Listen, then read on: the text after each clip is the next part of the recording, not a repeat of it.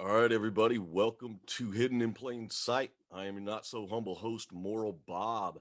And on today's episode, I have a really special guest that has opened my eyes in a way I really didn't think was ever going to happen. Um, he's the host of Deep in the Rabbit Hole, as well as the Flat Earth podcast. I have the man, Flat Earth Dave, with me today. How's it going, Good Dave? morning, Bob. How's it going? Good. It's crazy. And you said it, man. The name of your show, Hidden in Plain Sight. Everything's hidden right in plain sight. It's right in front of our eyes. And once you see it, you wonder how you never saw it before. Yep.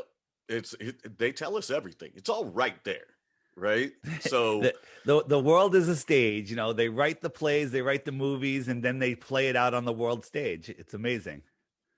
yep, and everybody just falls for it. Everybody's asleep. I have gotten so I think I told you in an email. Um, I recently went full fledged flat Earth. Well, let Once me you see preface it, you that. can't. I Once you know see it, you can't unsee it. I know for a fact, a verifiable fact, we are not spinning. We're not Like spinning, you and can we're just not on a verify it globe. super. Yeah, Yeah, you could verify it really easily. right. And I have a brother that I convinced he was a statist, loved cops, loved public school, and I got him to be an anarchist. And so when I was going down this journey, I was like, you know what? There's one person I'd like to talk to about this. It's my brother. He's got an open mind. He immediately started calling me an idiot. He immediately said, everybody I'm listening to is morons, and gave all the typical, you know, BS Glober rebuttals that are easily debunked. And just because you can do these experiments, it doesn't prove that what we're standing on isn't flat and not spinning. It just proves that something is moving, right? So when they do experiments with the sun, he said something, and I was like, man, all you're proving is that the sun moves, not that we're moving. And he couldn't grasp that concept. Ended up blocking me on everything. And I don't understand why this topic triggers people so much. I, you know what? I That's the biggest question, and it's because we're taught that the Earth is a ball before we could even speak. We're taught as a baby, the books that are read to us, the cartoons they put us in front of. The half the baby sheets have planets on them, and kids have mobiles over their heads of solar systems. And every movie we've ever seen, and everything is space. And cartoons. I mean, as Russian Vid says, truth in the movies, lies in the news. Yep. And when your whole world foundation is built on these lies, it's hard to unwrap that, and it's triggering because it makes you feel unstable. But the truth is, if you live in a heliocentric spinning ball world, you are unstable because you're spinning out of control, lost in space. I, well, I don't understand why anarchists are so opposed to this idea either. So you're telling me you distrust government in everything except this one thing. They're telling the truth about this one thing. And my wife said a It's a very foundation. It's a foundational belief. They make up a lie, then they write papers on it, then they gather those papers together and they put it in a book. Then everything's based off of that book because the book is a fact. So it's facts on top of facts on top of facts, which is really just nonsense on top of nonsense, which they call facts. right. I mean, my wife said something very profound the other day. She said, one lie exposed is enough to question every truth. And Absolutely. if if you're able to see some things that have broken the way that you've thought your whole life, and you're able to go in that direction, I just don't understand the barrier. Because when I was presented with flat earth originally, I was like, the typical, Welcome to my well, I'm world. open-minded. And I'm open-minded. So I was like, all right, let's hear a good argument. And this girl I was talking to, she gave me this argument about flat earth, and she said what convinced me was flight patterns. And I was like, okay, but how do you explain X, Y, and Z, like satellites? And she didn't have answers for some of the stuff that I said. But I was like, okay. And then I heard you on a podcast, I forget which one, it was maybe a year or two ago, and you gave a really solid sound argument with the numbers and everything. I think you even started out, you were like, okay, the earth is spinning at 1,000 miles an hour, revolving the sun at 65,000 miles an hour, which is going through the galaxy at 500,000 miles, which is traversing through the universe at 1.2 million miles an hour. Do we have to keep talking about this, or have I It's smashed over, it? Johnny. And I was just like, wow, like when you really throw the numbers out there, they're ludicrous. Right. You're familiar with the Georgia Guidestones, right? Yeah. Yeah, there's the hole in the Georgia Guidestones. You look through it, and there is Polaris. It never moves. It's been up for over 40 years. Do a time lapse, and all the stars spin around it. If we're spinning, twirling, whirling, corkscrewing through an infinite universe, traveling in one direction 4.4 billion miles a year, which is a curved trajectory, how the heck could Polaris be lined up through that little hole? Not only that, stars would be whizzing by us so fast But they're that so we far wouldn't be able to away, and pick they're out. there. Right? They were there billions of years ago. They're so far away. So I was at a party on Friday or Saturday night with some friends who are all anarchists, and my producer was there, and I was telling him because I told him, I was like, man, I think I'm a flat earther, and he was like, I knew it, because when I changed the name of my podcast, he was like, man, 6 months he's going to be a flat earther. I was like, okay. But I told him, I said, look, man, there's an experiment that you can do tonight that's super easy. I said, when it gets dark, look up. We're clearly not moving at 1,000 miles an hour. And that's what his rebuttal was, but the stars are so far away. And I said, yeah, but how are they going along with us in this journey through space? How are they staying like that? And nobody can answer that shit. They never change. Well, their answer is because they're so far away, and then they throw in well, they're not really there. It's the light coming from them, and their brain just disconnects, because even if that was true, it still doesn't work. Okay. No. And when you look at the angular sizes of these things, they're impossible to see. Polaris at 6 light hours away is testably, scientifically, provably too small to see.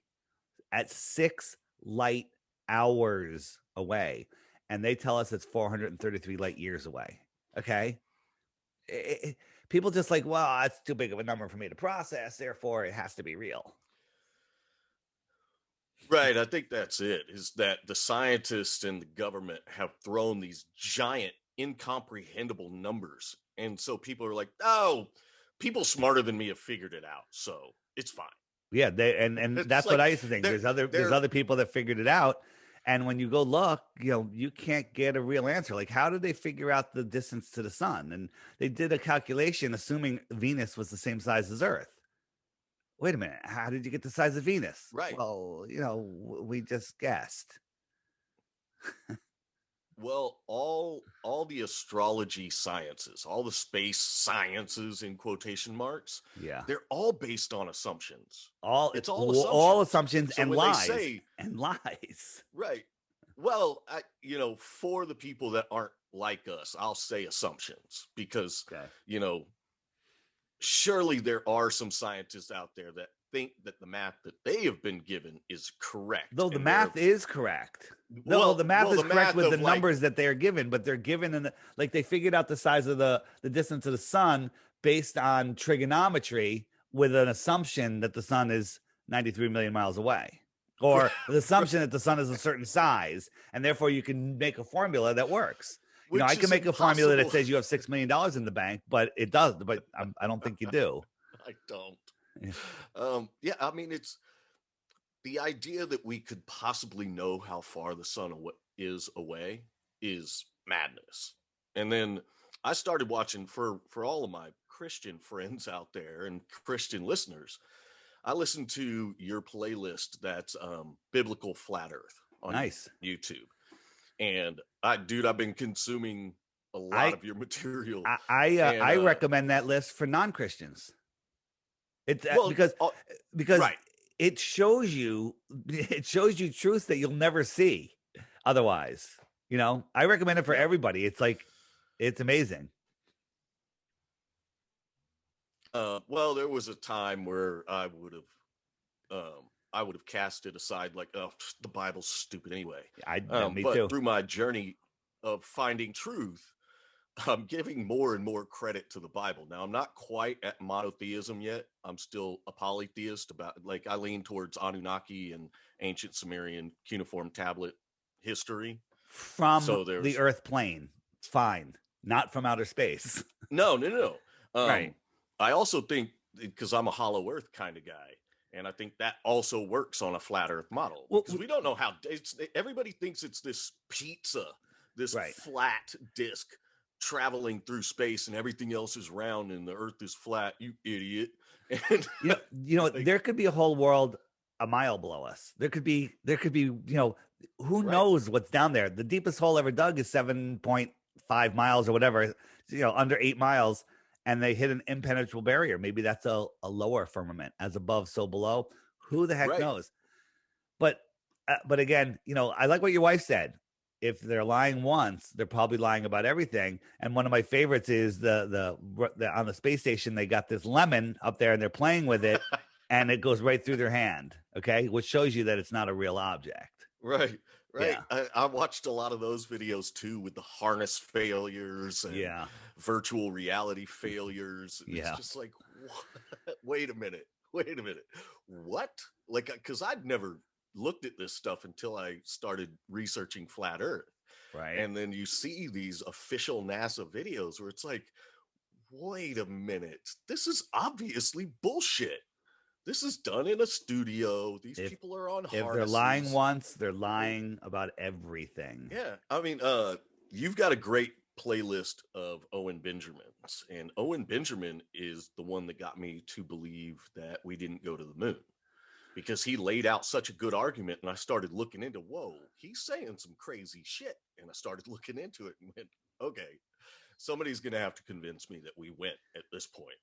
And now I need somebody who thinks we're on a spinning ball to give me a solid, irrefutable, factual evidence that we are on a spinning ball. Because right now, I can prove that we're not.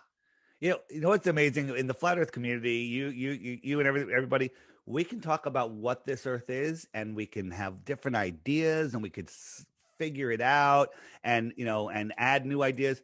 All of that's possible. Impossible is the ball flying through a space vacuum. There's no possibility, and every flat earther sees that. Everyone, right? There's no possibility that we are a ball flying through an infinite space vacuum with gas balls in a vacuum that have more mass than the Rocky balls. I mean, I can't take it. I just can't take it. It's okay. Every day I wake up and I go, do people really believe this shit? I mean, I was one of them, but now when I look back at it, it's like, hopefully in a few years I look back and go, no, I never believed that.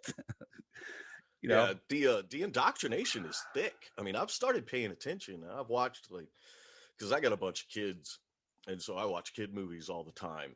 And there's globe propaganda everywhere in there. It's crazy. It's amazing. So I went through, because my brother got really, really triggered, started calling me a moron and retarded and all of those fun things you get from these triggered people, which he is an anarchist and a Christian. Did you get him there yet? You got me confused. No, he blocked me on everything. He won't talk to me. Like, we're no longer able to talk. Like, he got crazy triggered, and he was like, "You're an idiot." And I was like, "Dude, you're believing the people that you think are complete corrupt liars. Just listen. Just ask him for one proof of the globe. Ask him for one. He'll come back. Photos. Okay. So I got you. So I wrote down some of his stuff, and he said, all right, fine. He was like, it's basic math and logic. Ugh. So, you can go to two different points. I'm gonna do Baller Bob for a minute. Okay. I'm gonna be Baller Bob. You can obviously go to do two different places on the earth, measure your shadows, and figure out that it's round. It's basic math, Dave. Can I be double Baller Dave and we'll just have a fun conversation? Yeah, man, you're right. That could only work on a flat Earth. That can only work on a ball Earth. I mean, we know Aristophanes, the story of Aristophanes 2,000 years ago. He did the sticks and shadows. He talked to his buddy 500 miles away with probably a can and a string, maybe. I don't know how he did it, but somehow he did it. And, first he assumed sun rays come in parallel. Okay. Which is like, why would he assume that? No one's ever seen parallel sun rays. And you can do the same math here and tell you the sphericity of this flat area because there's no shadow and a shadow with a small local sun. It works better on a flat Earth because if we were on a ball Earth, we'd all be dead. I mean, because it can't exist. So wait. So you're telling me that on a flat Earth you can prove that it's round with shadows? Well, no. So Baller Bob. So the story that Eratosthenes did is, hey, I'm here. The sun's directly above me. The sun rays are coming in parallel, which is ridiculous. And there's no shadow. He sends his buddy over here, does some measures the angles, the distance, because I guess they counted the steps to figure out how far he went at 50 miles or 500 miles. And you can do some perfectly good math, correct math with those numbers and figure out the sphericity of this. Carl Sagan in the series Cosmos really imprinted that into every kid's head that watched Cosmos, that this will only work on a ball Earth because he has a piece of cardboard with two pillars on it, and he bends it and the shadow changes, right? And he goes, that could only work on a ball Earth, but it's not true because they're straw manning us. The sun in the flat Earth model is small and close, no shadow, do the same math and find out the same sphericity of this straight level plane. So again, math is not reality. Math is math. Right. Yeah. Well, and it can be manipulated. Like I like math because it can tell you truthful things. But if you it's like getting logic, having a logical argument from a false premise. Right. So you can, if you start with a false premise, you can argue it logically. You just need one factor in the equation that's wrong. Let's say, we're figuring out, again, go back to your finances, and I just put a times 50 in there, just a random times 50. Is anything about your equation going to be right? No. Okay. Back to Baller Bob. Baller Bob, bring it. So, airplanes, like our argument, okay, is that the Earth is spinning at 1,000 miles an hour to the east. So airplanes wouldn't be able to fly to the east unless they could go faster than 1,000 miles an hour. But Baller Bob steps in. Yeah, man, but drive in a car and you can throw a ball up in a car and it's going to come down in your hand. Well, there's two different arguments there. One, when people say I can drink a glass of water in an airplane and walk up and down the hallway, I go, yeah, now take the outside of that airplane off and double the speed and see how well you do. Because we're not in an enclosed system. So the argument about the spinning ball is I go at it a different way. When you're on a spinning ball, if you're sitting on the equator, you're moving at 1,000 miles an hour because it's about 24,000 miles around. It goes around once a day, one rotation a day. People go, you can't see a clock going around and it's going half the speed, half the rotational speed of the Earth. And I'm like, yes, but 1,000 miles an hour is 1,000 miles an hour. Imagine you're sitting on a merry-go-round. You're on the outside horse on the merry-go-round, just a regular merry-go-round, right? And it's spinning once a day. Are you going to notice you're moving? Probably not, right? It's going so slow.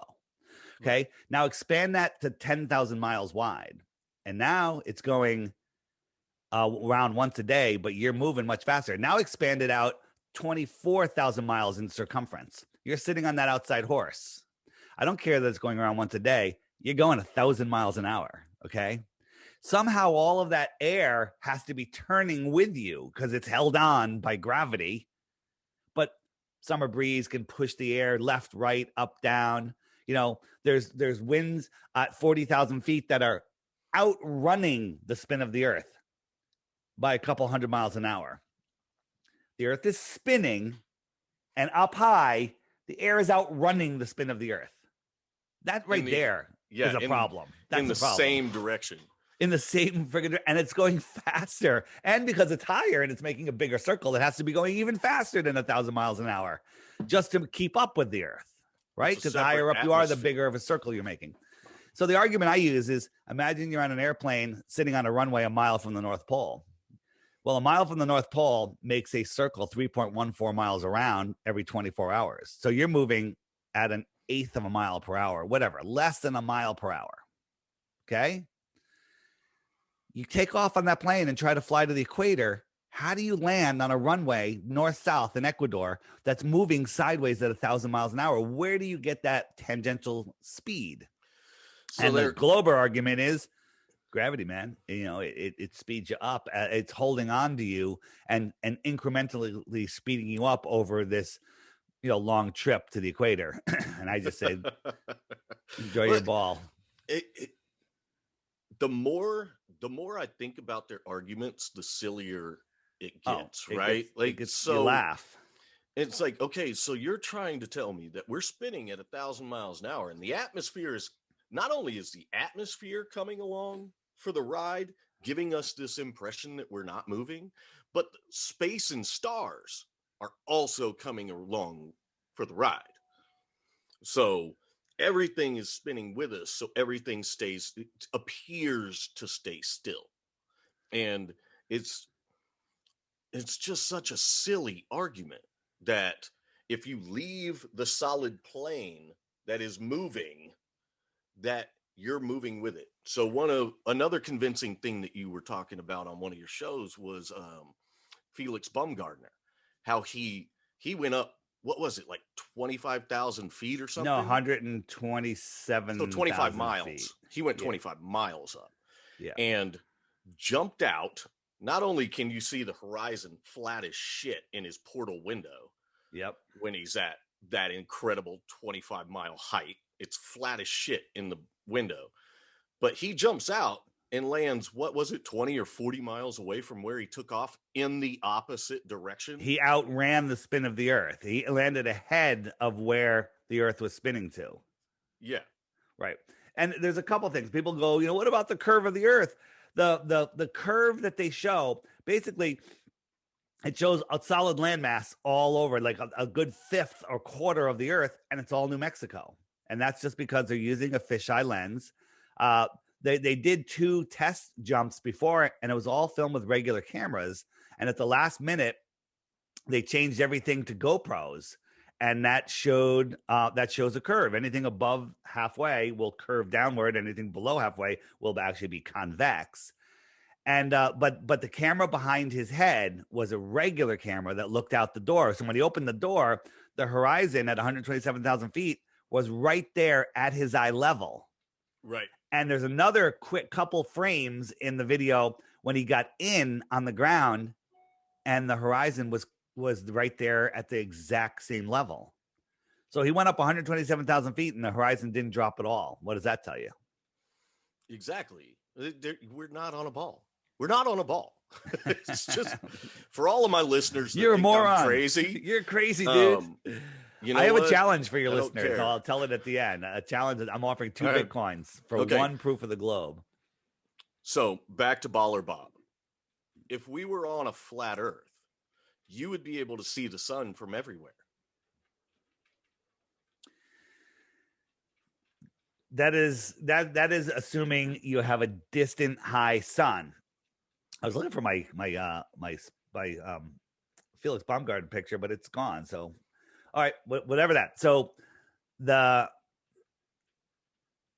you're assuming a distant sun. Even in some flat Earth models, they say the sun is 3,000 miles above us. You can do some perfectly good math that says, hey, you should be able to see the sun.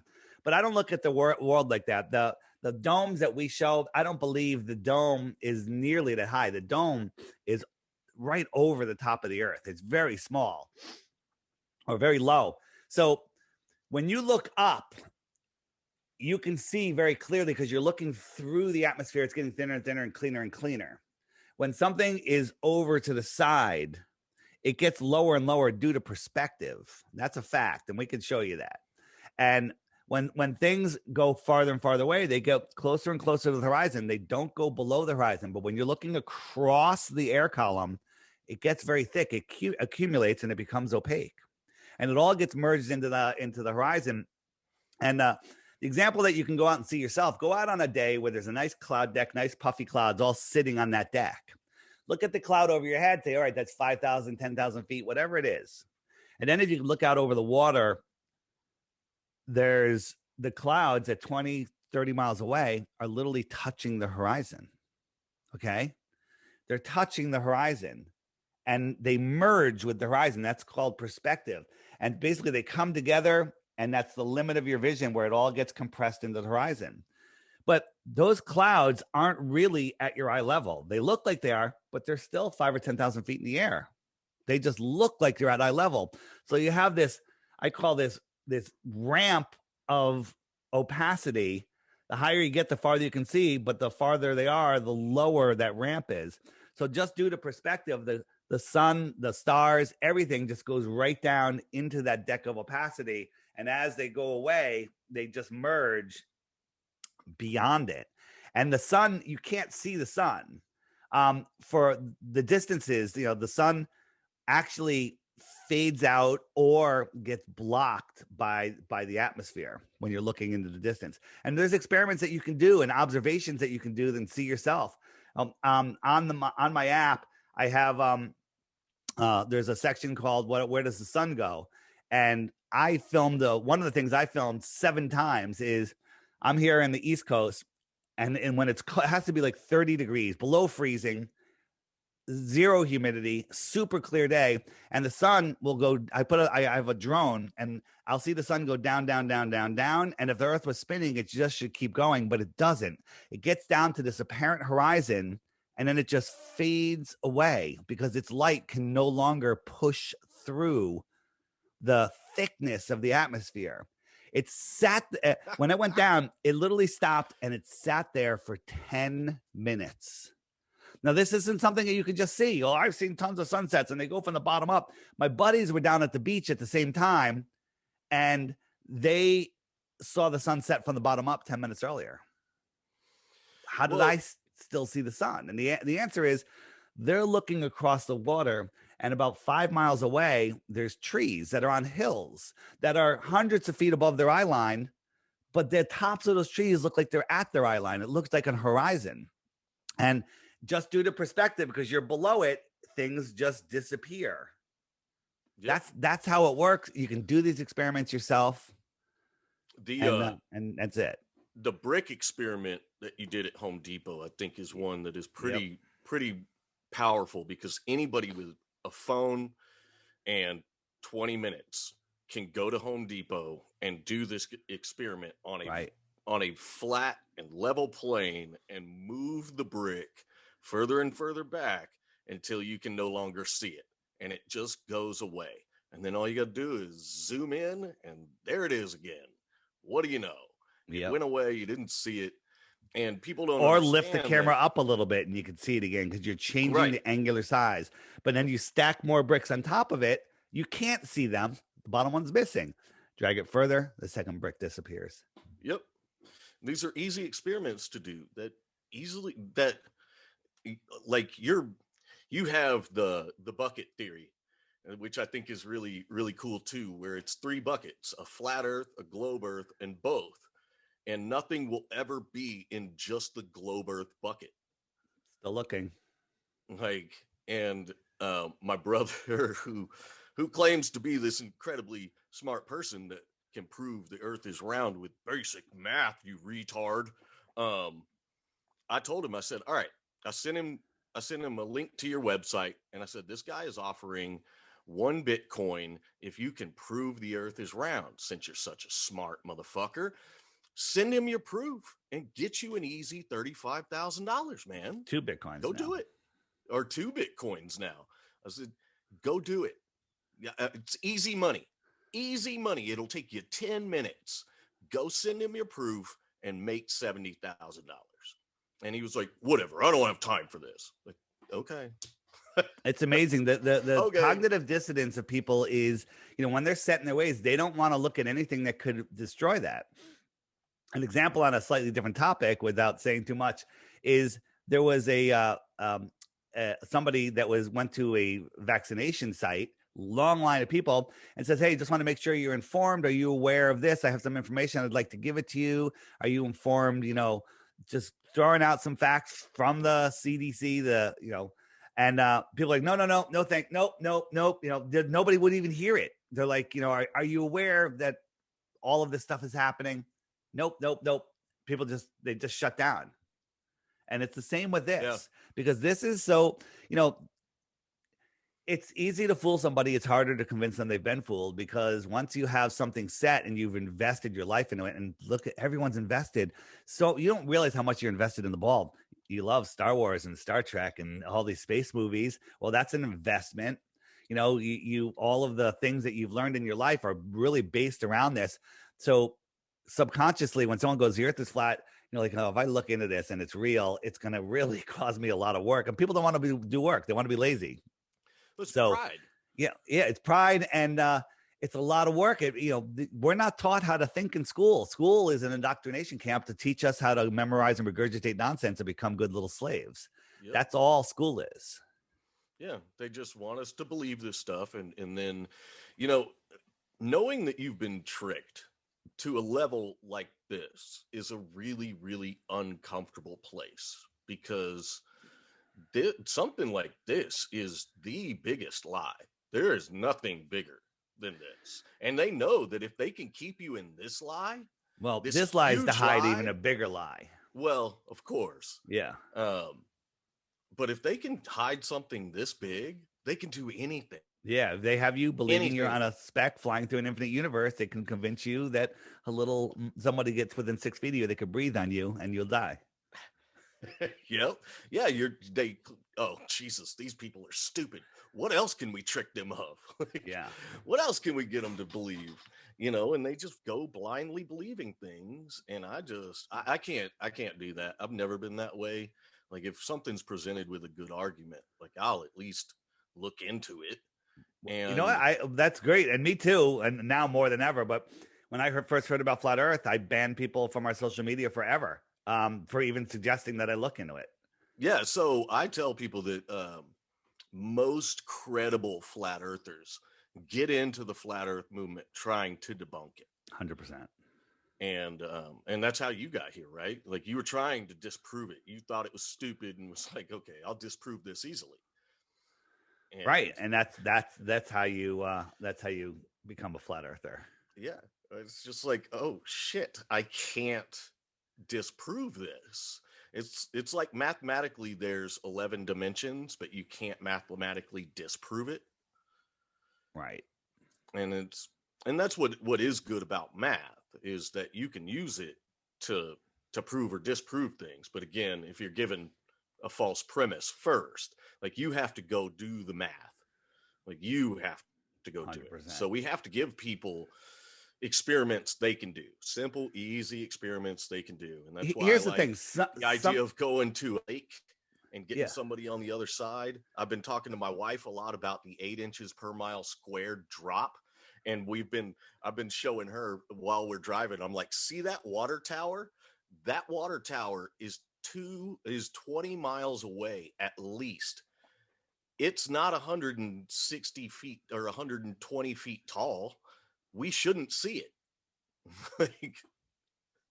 There's lots of times where things do apparently disappear, or you'll look and you'll see something that's the bottom of it's missing, like a building, the bottom floors are missing.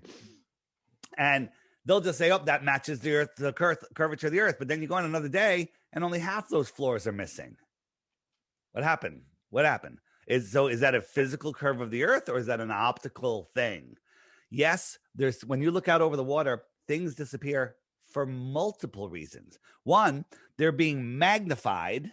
So when they're magnified, they're getting magnified into the horizon. They're getting pushed into the horizon. They're also, as you're looking through the different layers of the air, they're getting compressed. On the top, the balconies are this tall, and on the bottom, the balconies are this tall. What does that tell you? It's compressing. Then when you're looking across water, well, that water is rising up to your eye level, and there could be waves that are closer to you that are getting higher and blocking out.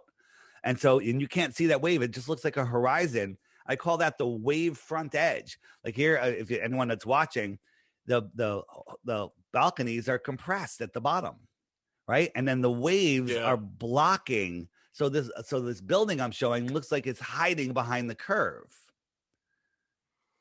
Yeah, and it's not. Yeah, and then different days, it's different amounts.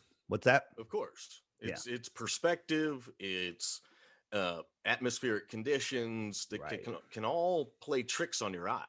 They do. You know, we've all seen different things. You know, as an adult, you've seen things where perspective changed everything, but then, you know, you equate it to perspective, but then this one thing you refuse to put perspective in.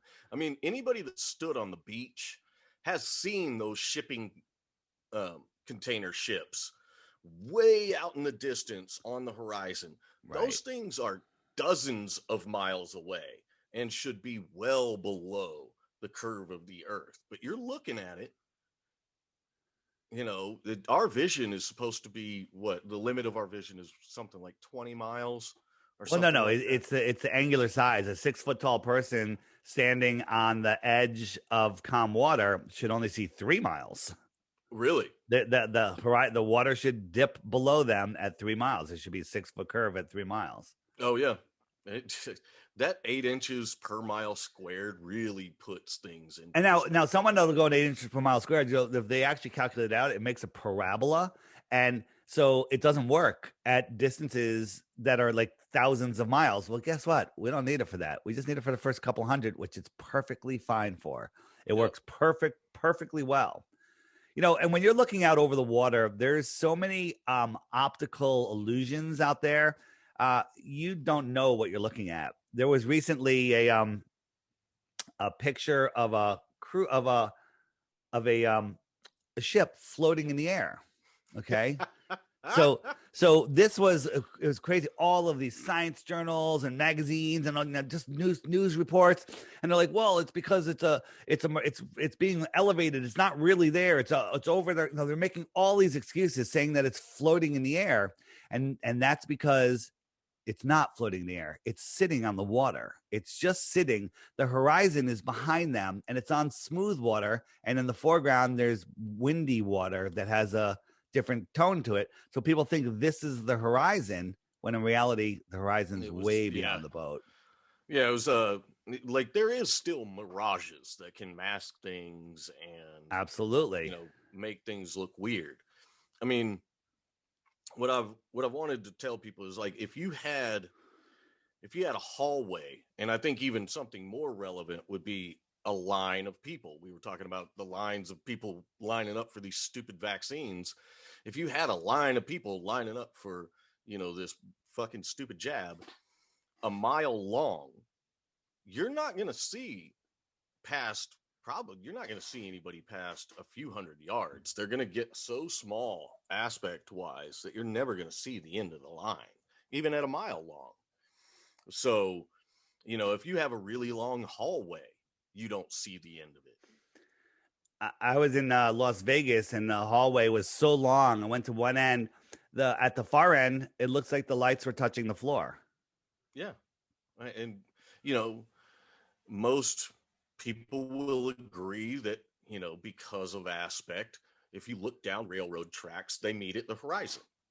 Right. You know, and so they not only is it this cognitive distance, it's this complete lack of logic.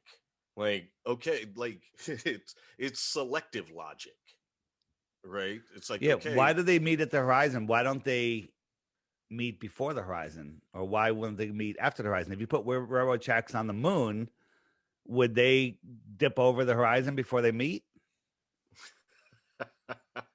Getting back to the Coriolis, before the spin of the Earth, and you know, they say snipers have to. That's a big argument for the ballers. Snipers have to calculate for Coriolis. Okay, there's one video. The sniper, you know, it's just a shill video. It's not true. We've talked to many snipers, and they're like, no, we don't calculate for Coriolis. But let's say you got someone in your scope 2 miles away, 3 miles away, whatever it is.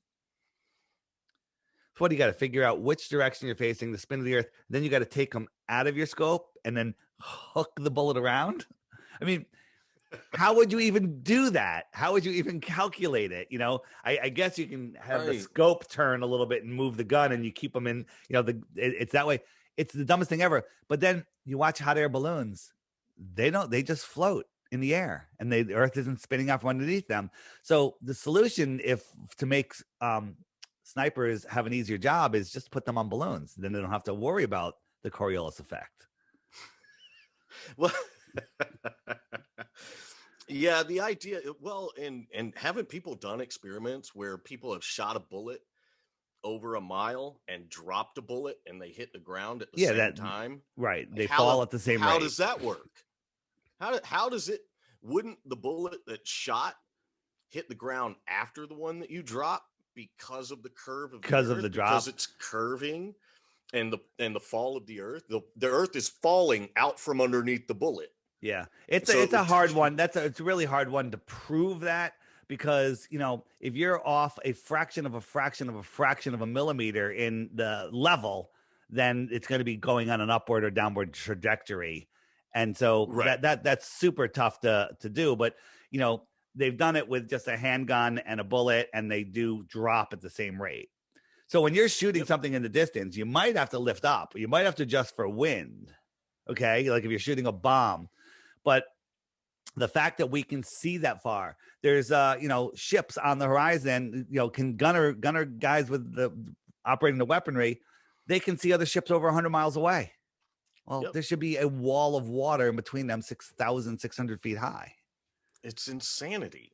When you really start looking at the math, it's insane. Yeah. Like the Earth's gravity. Okay, so let's talk about things that are large, have mass, which I think is just, prove it. yeah, right. But so the Earth's gravity that is created by its mass is so powerful that it can bend water, but birds can fly. Like, how is it so selectively strong that it can hold water to its surface, yet a feather can float gently to the ground? Right. And it's like, wait a minute, is it a really strong force or is it not? And then if the larger things have, the more mass they have, and Earth is so powerful it can hold water to it, why are we not sucked into the sun? Why did we stop? Does its gravitational pull stop? If gravity can Like, pull this the is far water, enough. if gravity can pull the water, why doesn't it just pull it right off the Earth? Right. Right. Well, the moon pulls water with tides, so they say, which I think is complete bullshit because you don't have tides on lakes, no matter how big the lake is. Right. So that disproves that fucking theory right there. But wouldn't the sun, with its massive gravitational pull, also have an effect on the tides? Like, well, they say it does, but when you have the sun and the moon on one side of the Earth and there's a high tide there, how come there's a high tide on the other side of the Earth? And the answer that they give, this is ridiculous, that the gravity is pulling the water away from the Earth and making that hump. And then the water on the other side of the Earth is actually pulling the Earth away from the water, which creates the other hump. Is that the dumbest thing you've ever heard? Well, Neil deGrasse Tyson says there's a bulge of water at the equator caused by the spin of the Earth. 14 miles high. So the Earth is spinning so fast that it creates a 14-mile bulge, but we don't feel it. Right. Like, and then we don't see it. Where's the best viewing spot for that? I'd like to see it. Well, there's that too. But there's people that live on the equator. How are they not spinning so fast that they're being thrown 14 miles into the air? Like, the Maldives Islands are like a foot above sea level. There's like no tide there. There's no bulge. And and if you're taking an airplane flying from the north to the south, at what point do you climb an extra 10 miles, 3 times your height, to get just to skim over the bulge, just to skim over it? Hey, we're passing the equator. Everybody look down. The water's 100 feet below the plane. Well, okay. 14 miles. People don't understand how high that is. It's high. A mile is 5,000 feet. Right. So 14 miles is over 50,000 feet. Yeah. We're talking almost 100,000 feet. You could fit the Empire State Building in that bulge. More than that. 14 miles. Yeah, 14 miles. I'm thinking feet again. But like, you could fit a whole bunch of Empire State Buildings. Yeah. Like, it's it just gets sillier and sillier the It's more you think ridiculous. about it. And Yeah. so when these people call me morons, I'm like, I'm not the idiot here. I'm using fact and logic It, to it's figure this shit out. it's amazing. The people that defend the globe don't even know their model. Witsit Gets It. Austin is cruising around the United States on a tour. He's actually coming to visit me today, and he goes around and he just starts preaching with his he gets on his soapbox and people start listening, and he offers people. He goes, "I got $100 if you can answer 3 questions. Three simple questions about your globe. How many times does it spin in one day? Half the people get that wrong. Okay, Are you okay, serious? yeah." Then he says, like, how fast is what speed is it spinning at? Everybody gets that wrong. How fast is the orbit? How far is the sun? Everyone gets it wrong. No one gets it and these are the people that defend their model. They're defending their model. They don't even know it, and they know more about what the flat Earth model isn't, and they believe Right. it is. Like they believe, oh, flat Earth is a pizza floating in space, and or flat Earth is right. They did a little research. Flat Earth Society. They end up at the Flat Earth Society. They're like, oh, flat earthers believe that the Earth is rising at 9.8 meters per second, and that causes gravity. No, we don't. Right? No. So they don't know their own model, and they have a stupid idea of what our model is. They think we're stupid. I agree with them. If we believed what they think we believe, we are stupid, but we Right. don't. Well, and here's the thing: we don't have to have all the answers. It's like promoting anarchy, and people are like, well, what are you going to do about police? And it's like, well, I don't exactly know, and it's probably going to be different everywhere. Like, I don't need to have an answer for every question to know that government is bad. And most anarchists will agree with that statement. We don't have to have all the answers to know that having a centralized government is the wrong system. We don't have to have all the answers to know that the globe model is bullshit. Yep. There's very simple things you can do. One of the things that I really I hadn't even thought about, that I don't remember if it was you or Owen that I heard talking about it, was craters. And I talked to my wife about it the other day, and she was like, okay, stop. You're hurting my brain. And I was like, why are craters all perfect circles? Why are they all perfect circles? All of them. All of them. None of them are oblong. So every single meteor strike was a perpendicular strike, perfect into our Earth and the moon that has hundreds of thousands of freaking craters. Right. The craters are the Earth bubbling up. There's bubbles coming out of the Earth. If you go look at like Yellowstone or whatever, where they have these geysers, they have these craters with an upturned edge and a little thing in the middle. And you go look at like craters that that they say were giant impacts millions of years ago.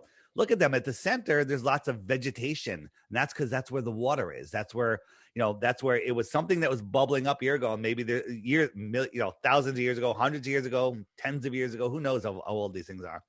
And they're bubbles. Look up methane bubbles in not Alaska, in Siberian methane bubbles. I think you'll see these things are being created all the time. Well, there's methane bubbles that have swallowed entire ships that have been sailing on the sea, and a methane bubble comes up underneath them and just sucks them down. And so those are provable scientifically. It makes the water less buoyant, right? Because there's so much air in the water coming up, Yep. and the ship will sink into it. Sure, I haven't seen it myself. Makes perfect sense. But I believe it's true. Haven't verified it. And then I think I'm kind of bouncing all over because I know we're fairly limited on time, and I want to touch on a lot of stuff. You said that the Bermuda Triangle, which is interesting, is possibly been deemed this bad place because of where all the space rockets are being shot. So let's talk about space and NASA for a minute, and how NASA has been controlling the narrative for a really long time. They control all of space information, all of it. Yeah. If it comes from space or whatever, well, now it's controlled SpaceX. by NASA. They're private. How could they be in on it? Well, they're not. Right. They're NASA. I mean, it's all nonsense. Yeah. Elon Musk is is just a shill for the U.S. for the government. And nothing he says is true. None of the companies he says he started or runs, he didn't start, and he doesn't run. He's just a front man to help manipulate the minds of the sleeping masses. He's gotten hundreds of billions of dollars from the federal government, and I'm thinking now that he was a complete fabrication of Warner von Braun, because Warner von Braun wrote a book about Elon that goes to Mars. Yeah, Elon goes to Mars. Exactly. Like, and they even has the picture of his rocket on it, and that was built in the 1950s. Wrote that. It's all a stage. It's called Project Mars, and the rocket on the cover is pointier than Elon's rocket, but Elon tweeted a month ago he wants to make his Mars rocket pointier. I mean, they're just mocking us. They're just completely and totally mocking us. Yeah, and the fact that these rockets that you've shown, they bounce, they do all of this weird stuff. When they go up, if you watch a space shuttle shoot into the sky, it curves. And when every rocket they shoot curves. When you said that when they curve, they're curving at such a velocity that everybody inside would die, I started thinking about that, and I was like, man, that's the speed, the acceleration, with the amount of time that the engines are running, they have to get up to like 25,000 miles an hour, right? So that acceleration, you've seen the Tesla car commercials, not to get on Elon, just the car is a fast car, 0 to like 60 in like 2 or 3 seconds or something, right? You see people's like eyeballs go back in their head. The acceleration is insane. I went on a roller coaster. I went to a Great Adventure it was a special night where we were invited there. There were only like a couple thousand people in the entire park, so there was no lines for everything. And there's a famous roller coaster called the King de Ka. And basically you get on this roller coaster and it takes off. You accelerate from 0 to 60 in like 2 seconds. And then it goes straight up over the top, spirals down, goes around and comes back. You're back in 12 seconds. Okay. The entire ride. Okay. It is the craziest thing ever. Right. So literally wind went into my eyeballs because my eyeballs went back in my head. Right. On the space shuttle, when it's taking off, they're increasing 200 miles an hour. I'm rounding down 200 miles an hour, like every 3 seconds for like 8 minutes. It's ridiculous. If you look at and then you'll see pictures of people in the rockets where they got like a little cane and they're pushing buttons. They wouldn't be able to lift their friggin' arms. Yep. Right?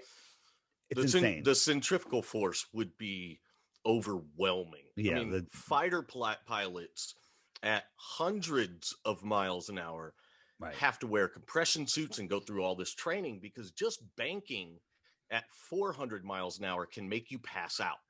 I was watching a video not too long ago. The astronauts taking off and they're showing them astronauts in there. And one guy opens up a pack of like Skittles and he's eating Skittles during the acceleration. I mean, he was hungry. He was eating. He broke out a little pack of candy or something and started eating.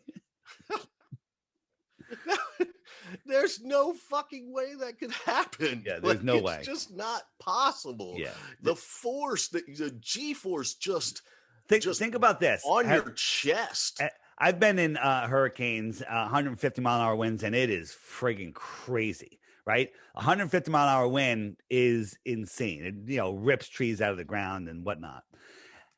A tornado, a heavy tornado is like 300 mile an hour winds, and that will tie metal poles in knots. That'll turn trees into splinters. That'll pull cement out of the ground. Okay. That's a 300 mile an hour wind. And we'll say that's room temperature. I don't know, 60, 70, 80 degrees that could be happening in. Okay. When a rocket takes off, it is shooting out superheated, multi-thousand degrees thrust, lifting 4 million pounds. So the amount of thrust is coming out at over 20,000 miles an hour, right? Because it's got to push this thing to 25,000 miles an hour just to break orbit, they say, or its final speed is 17,500 miles an hour. The amount of thrust coming out, superheated, it's a little faster than 300 miles an hour if it's 17 or 20,000 miles an hour. And the little fence at the beginning of the takeoff that's sitting around it doesn't even shake. It would destroy, it would atomize everything around. Like I'm showing a little fence here. This thing would just pulverize. It would just bend over. It would turn into atoms. Well, if nothing else, it would melt. It would, Right.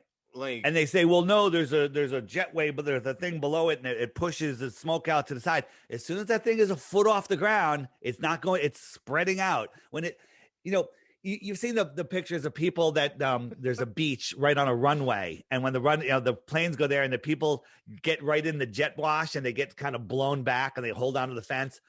That's a jet engine. How fast is that's pushing it out at a couple 100 miles an hour and not superheated, right? Right. And it's devastating. They had a truck drive by an engine that was on.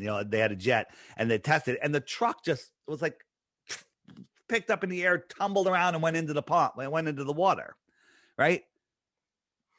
And look at this. When the rockets go off, the smoke doesn't even change. It doesn't even push the smoke away. You watch a rocket take off, there's just the smoke at the bottom. It's the dumbest crap ever, and people just believe it. I mean, if you've watched the SpaceX the launches, they're ridiculous. I mean, they have the I call it the grain silo. This thing weighs millions of pounds, and it just floats up into the sky magically, and it's not even pushing the smoke away because the smoke isn't even real. Okay, right? It's complete bullshit. The space, but I've seen, like, I've looked up in the sky and seen the little formation in the sky that was apparently the SpaceX test, and was like, what the hell is that? Yeah. And I mean, I can't explain it, but there are craft in the air. I've seen the ISS. What they say is the ISS. The ISS, I believe, is a U-2 modified bomber that has bright LED lights on the bottom of it. And there's times where you can see them. You can see the pass for 8 minutes. Well, I'm here in Connecticut. I can see it for 8 minutes as it goes horizon to horizon. Well, 8 minutes times 17,000 miles an hour is going from like California, going from the East Coast to the West Coast. So I can see it when it's traveling that far. How come people, like, I'm in Connecticut, how come people in New York can't see it? How come people in Ohio can't see it? If I'm seeing it go that far, everyone should be able to see it. Yeah. And the answer is it's something smaller and closer. It's just an airplane that's going from horizon to horizon. And they have 5 of these things that are in different places around the world, and they just take turns, and they turn the lights on. Oh, there it is, and literally it's a production to make us keep believing in space. Well, why would they spend all this time and money to make you believe in space? It's about control, because when you wake up to this stuff, you unplug from the fear matrix. Yep. And they need us in that fear matrix. Oh, they need us there. But that, speaking of fear, which I think that has a lot to do with my next statement. So you're telling me there's hundreds, possibly thousands of people involved in this lie, this cover up? How could that be possible? Yeah, it's not. Well, they can't even keep a blowjob a secret. That's and I think that was done for that very reason, just to say, government can't keep any secrets. Every pilot, excuse me. These globe trolls, they straw man us. They're like, that means every pilot, every scientist, every teacher, every professor, they would all be in on it. No, they're not. There's lots of pilots that aren't in on it, but guess what? There's lots of pilots, especially the long distance pilots, the ones that do southern routes. They know, and they can't talk about it because when they do, they get fired. Yep. So, there's lots of people that know about it, more and more every day because of shows like this. And people are waking up.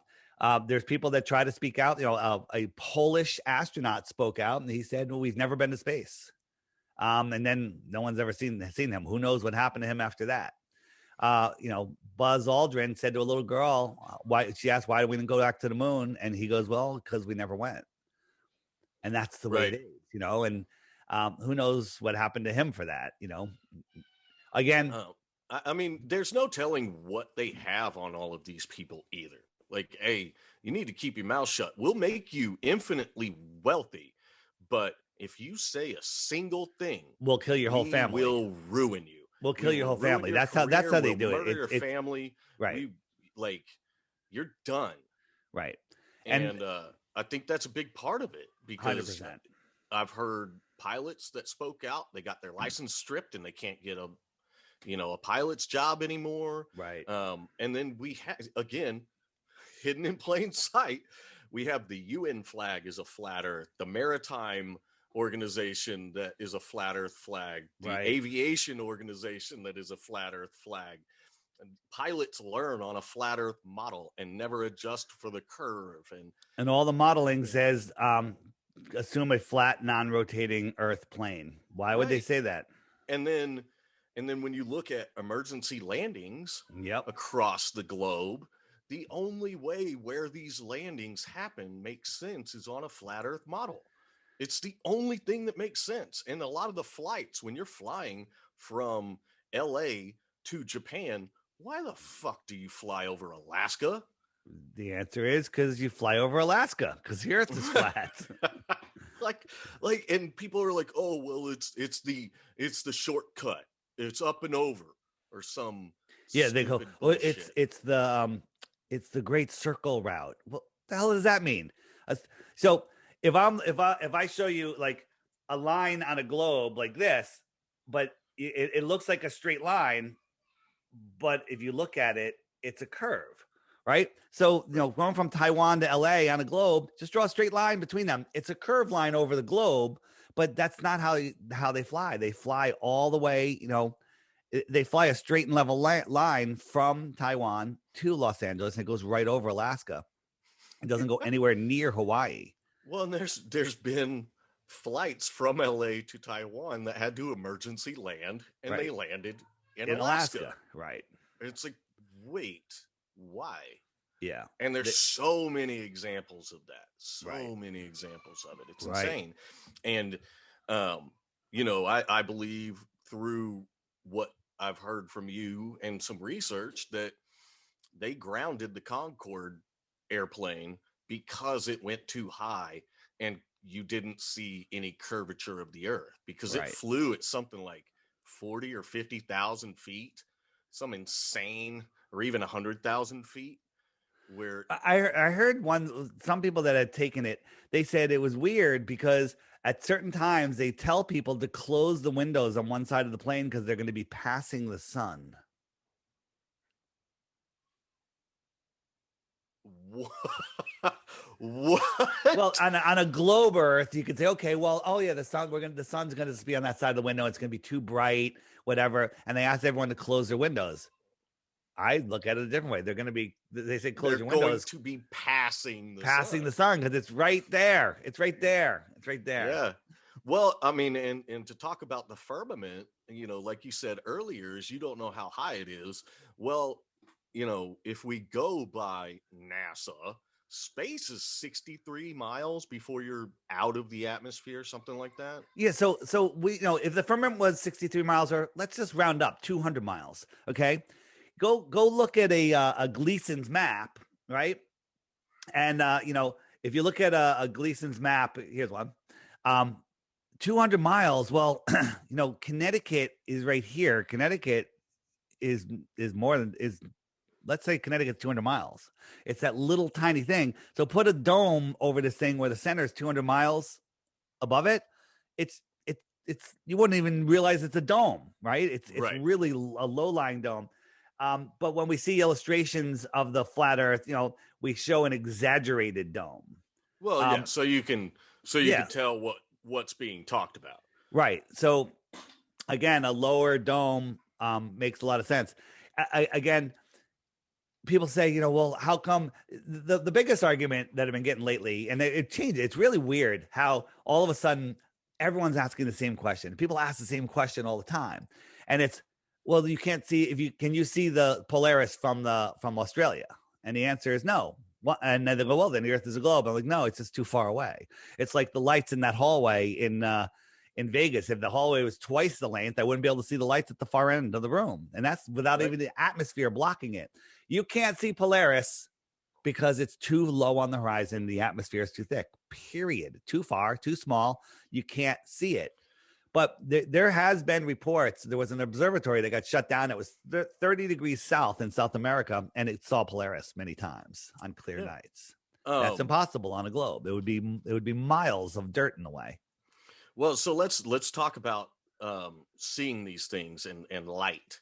So a lot of people think that light just goes on forever, and it'll never fade out. And if you have a light source, it goes on unless it's blocked or whatever. So tell me, why is that bullshit? Like, you've done some math where I think it was at a certain distance, light gets cut down by a certain amount. Can you go through It's that? called the inverse square law of light.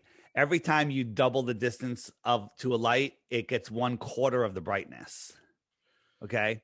So, for example, if we're looking at the moon, think about the moon on a clear, full moon night, and you're away from everywhere. The moon is so bright, you can drive without needing a light. It casts shadows on the ground. All right. So a moon on a full moon night, I don't know, it's multiple lumens. Lumens is a measurement of light, but let's just give the globe every benefit of the doubt. Let's call it 1 lumen. It's way more than that. 1 lumen. Well, if you went halfway to the moon, it's 4 lumens. Cut that in half, it's 16 lumens. Keep doing that until you get to about 100 miles from the moon, and it's tens of millions of lumens. Do you know what happens when you look at a light tens of millions of lumens? Oh, you're blind. Your face vaporizes, I think. Yeah, you're done. Yeah. And we're supposed to believe the dusty, dirty ball of the moon is 10 millions of lumens, so we can see it at the brightness that we see it. No, it's ridiculous. It's the dumbest thing ever. If people believe, hey, Mars is 25 million miles away, and they show us all these pictures of Mars, dusty, dirty ball. And when you see Mars in the sky, it's brighter than any star. How is that possible? How is Mars, the dusty, dirty ball, that's really Greenland or Devon Island, how is that sending light back brighter than a star? And the answer is because it's not. It's a light. It's here. It's within the Earth system. It's our optics have outgrown their lives. You get a super zoom camera, go buy a P1000 or P900, and you look at Mars. It's a pulsing orb of energy here within the Earth system. It's close by. I mean, it has to be. I mean, I can't explain what stars are, and we've been looking at the stars at night now, and I'm like, man, this changes everything, because now I have no idea what that shit is. I have no idea what that is up there, but I know I'm not standing on a ball spinning through Earth at spinning through the universe at imaginable rates of speed. Like, I know that that's not happening. So what is this stuff? But just believe it. That way your brother won't think you're crazy anymore. Just believe. Yeah. Believe. I quit giving a shit that people think I was crazy a long time ago. So if they think I'm crazy for this, I really don't care, because it just means you haven't done the deep dive. You haven't started to really think about it, because when you really, really start thinking about it and start really making factual, logical analysis of what is given to us, the information that we can observe, that we can do, the experiments that we can do, there's only one conclusion. We're not on a spinning ball. That's verifiable. That we're just not on a spinning ball. 100%. So it's a fact, and it's how they control us. They want us spinning out of control, lost in space, so we really cannot find out who we are and take back our true power. They want us to believe that people have control over us, and when in fact the only control they have on you is in your imagination. Just like the only thing that's gone to space is your imagination. Yeah, and I think it's once they have that control, like we said earlier, man, they can do anything, and they want you to trust them and not trust yourself. You can't even trust your own senses. They want you to believe in nonsense rather than common sense. Right. They want you to distrust yourself. Yeah, that's right. They want to take away your God-given common sense. Yep. And they replaced it with nonsense. And if you're too stupid, what's going on right now in the world is an intelligence test, and a lot of people are going to fail. Okay, that's what's Yep. happening in the world right now. It's an intelligence test. So again, they want to control us. When the thing is here, when people find us out, they're like, "Whoa, what difference does it make? I still got to go to work. There's nothing I can do about it." That's what they want you to believe. That's Yep. the psyop right there. They don't want you to know that they need you to believe it. Otherwise, they can't control you. They can't just kill us. Otherwise, they probably would have. Yeah. They can't break our free will. Right. And they can't kill us in mass. And what I'm telling people, and a lot of people are through, luckily, the Rona hysteria and all of that, a lot of people that do have at least partially functioning brains are getting out of the cities. They're trying to be more self-sufficient. Agorism is growing. We're working on trying to start a farm. We're in the next year, we're moving out of the city onto some acreage, getting self-sufficient, and just removing ourselves from the system, because I don't want to wait around in the city for this shit to calm down or get to where it's not completely insane. So we're bugging out. We're getting out of here, and that's what I suggest everyone. Better hurry, my friend. Yeah. Within the next year, we're going to be out on acreage in the middle of nowhere. I don't care. I'm done. Yeah, I get it. Hey, we gotta wrap it up. Any final thoughts? Man, just that I appreciate all the work that you're doing out there, man. You were the first person that presented the flat earth argument in a way that I could digest and make sense of, where it made me start questioning everything. And then I kind of forgot about it, and then got back into it listening to a podcast recently that you were on. And I think it was Union of the Unwanted. And I was like, holy shit, I got to go back down this rabbit hole. And I did, man. And I popped out on this flat fucking earth. It's so once you get over the shock of it and being pissed off, you become more empowered. Life is more interesting. You will lose some friends because they're not going to wake up, but you'll gain some new friends. Yeah, and it is what it is. And the thing is, we have the upper hand because all of our baller friends, ex-friends, they may become flat earthers one day. So they'll come back. They have no hope that we'll ever go back to the ball, because once you see it, you can't unsee it. Yeah, it's the same as the rest of the theater. Once it's seen, it can't be unseen. Yeah. So the stage is the world is such a stage that the guy that said that, Shakespeare, didn't even exist because he was a fake person. Okay. There's so many created people in this weird ass freaking world. Yeah, it's a stage. The world is a stage, and the guy who said it isn't real. Okay. Yep. That's how much of a stage it is.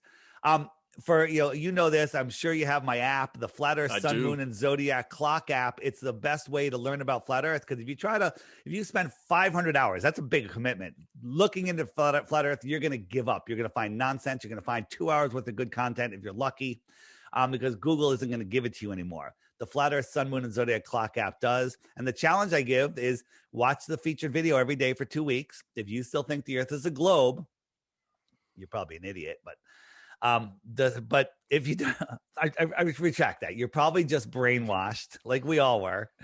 And go to the frequently asked questions and see if your answer is answered there. It probably is. If you still think you have a proof, send it to me, and you'll win 2 Bitcoins if you're right. Yep. But so far, no one's been able to do it. That is a hell of an incentive. So everybody download that app. I also suggest your YouTube page, which is Deep in the Rabbit Hole. DITRH. It's just the initials for Deep Inside the Rabbit Hole. And it's got lots of short videos there. The app's $2.99. For Android, you need operating system 8.0 or higher, or it won't even show up in your store. And Apple, you need an iPhone 6 or better. It works on iPads beautifully. And people love it. Just read the reviews. It's $2.99. People ask, they said, hey, Dave, can you add this? Can you add this? And it costs a lot of money. People say, put a donation button on there so we can help fund the app. And I said, that's a cool idea, but they don't allow a donation button. So I put a subscribe button on. What happens is when you have the app, a little pop-up will pop up, go, would you like to subscribe for 99 cents or $11 for the year? And you can exit out immediately. There's no ads. There's nothing. And it only shows up once a day. So for the rest of the day, it won't show up again. The next day, you open up the app, pop up, exit out, it's gone. You do not need to subscribe. But if you want to, feel free. Yeah. Well, I think we need to support the people that we think are doing good work. Yeah. So I say I tell people support podcasters, support the truth seekers. Absolutely. Because if doing this stuff isn't cheap, even just doing podcasts, but having an app like y'all have, I can't imagine that. Oh, it goes doesn't soak up a ton of money and time. It does. It soaks up more time than you could imagine, and the more people that use it, the more it costs. So, feel free to subscribe or not subscribe, but just read the reviews. It's the highest rated app in the Google Play Store and the App Store. It's number one in its category, and it hasn't even started yet. So, and there's also Globe Trolls in there that luckily it's $3, so they don't want to spend the $3 so they can downvote it, but some of them do. But it doesn't make a difference because too many people love it. Just read the reviews. You'll become a flat earther by reading the reviews. Yeah. And don't get the fake one. Yes. There's a masquerader out there. That's by the Ron Media Group, which is like Globe Trolls, Flat Earth Society people. Yeah. Don't get it because, you can get it. Just don't send me an email telling me my app sucks because it's not my app.